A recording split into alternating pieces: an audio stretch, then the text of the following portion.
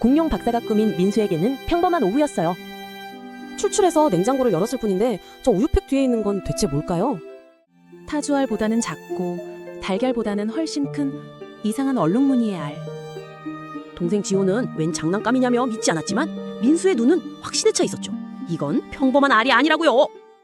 두 아이는 비밀 작전을 시작했어요. 이름하여 공룡알 부화 대작전. 따뜻한 담요와 책상 스탠드의 열기로 알을 품어주기로 한 거죠. 정말 공룡이 태어날까요? 하루, 이틀, 시간은 흘러갔습니다.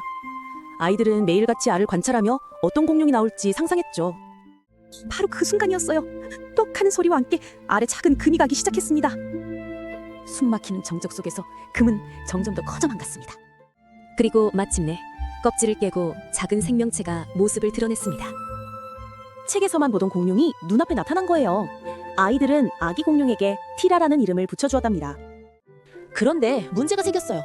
티라노사우루스일 거라 생각했던 티라가 고기는 쳐다보지도 않는 거예요. 그때 지우가 혹시나 하고 브로콜리를 내밀자 놀랍게도 티라가 아주 맛있게 먹기 시작했어요. 티라는 채식 공룡이었던 거죠. 새로운 가족이 된 티라를 위해 아이들은 뒷마당 모래밭에 멋진 집을 만들어주기로 했어요. 세상에서 가장 아늑하고 특별한 공룡집이 완성되어 갔습니다.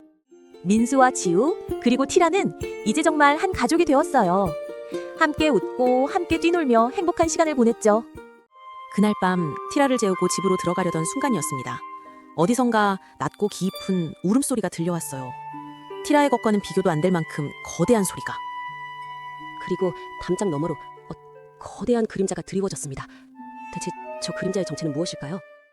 티라의 엄마가 찾아온 걸까요? 아니면 새로운 위험일까요? 여러분의 생각을 댓글에 남겨주세요. 구독과 좋아요는 다음 이야기를 만드는 데 큰 힘이 됩니다.